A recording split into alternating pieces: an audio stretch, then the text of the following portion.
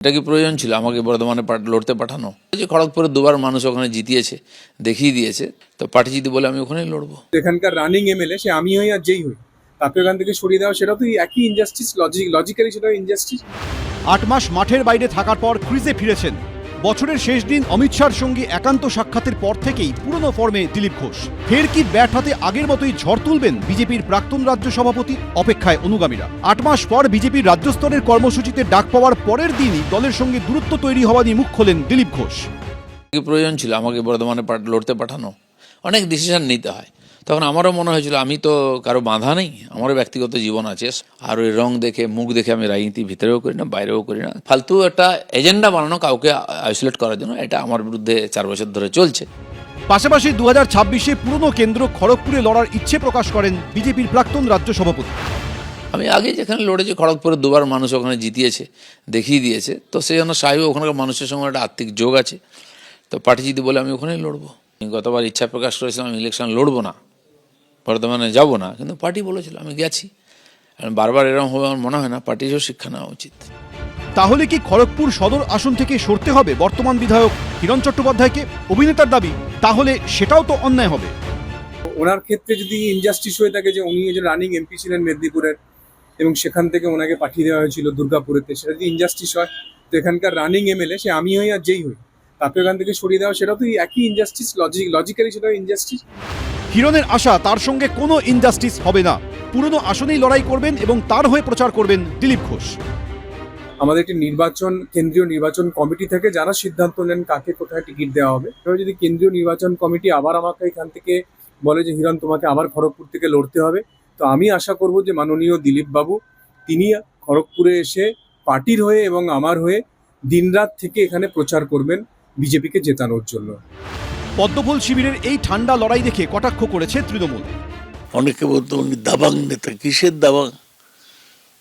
Party যখন corner করে দিল তখন গ্রামে চলে গেলেন। আর এখন তো উনি হেরে গেছেন লোকসভায়। যতদিন না পর্যন্ত পরে একটা নির্বাচনে জেতেন ততদিন ওর গুরুত্ব তৈরি হবে না। আর বিজেপির এমএলএ তো অলরেডি রয়েছে খড়গপুরে, তাকে হিরণ, তাকে বাদ দিয়ে ওকে কেন দেবে? তাও তো আমি কোনো কারণ বুঝছি না। এতদিন যেন তিনি দলে থেকেও ছিলেন না, কিন্তু নতুন বছরে ফের ভিড় বাড়ছে ইকো পার্কের মর্নিং ওয়াকে। সব মিলিয়ে 26-এর ভোটের আগে ওয়ার্ম আপ শুরু হয়ে গেছে দিলীপ ঘোষের। শনিবার দলীয় কর্মীদের নিয়ে খড়গপুর 2 নম্বর ব্লকের জকপুরের মহিষা গ্রামে শতাব্দী প্রাচীন মনসা মন্দিরে পুজো দেন দিলীপ ঘোষ। তবে হিরণের মন্তব্য নিয়ে কোনো প্রতিক্রিয়া দিতে চাননি তিনি। কৃষ্ণেন্দু অধিকারী, রঞ্জিত সাউ, সোমনাথ দাস, एबीपी आनंद। बीजेपी के सांसद और सांप एक है, मौका मिलेगा तो आप ही को काटेगा। আমি মনে করি না এগুলো রাজনীতির ভাষা।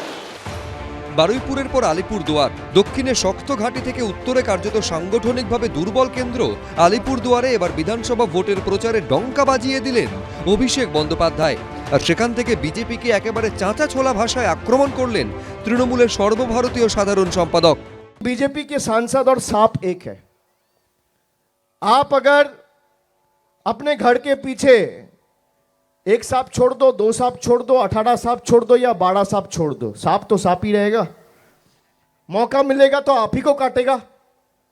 आप जिसको दूध पिला के बड़ा किया वही आपको काटेगा, वही सांप।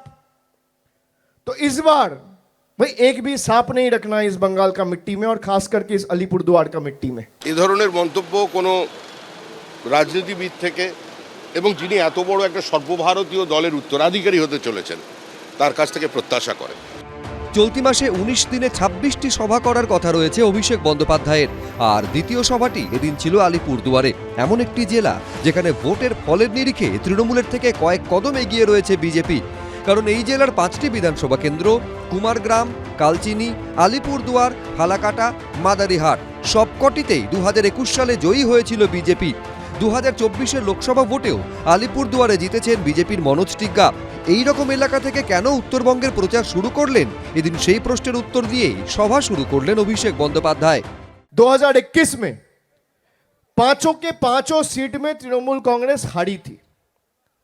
अब मैं आपको बताना चाहता हूं मैं हार से क्यों शुरू कर रहा हूं। बंगाल में बीजेपी हारी तो बंगाल के सारे पैसे बंद।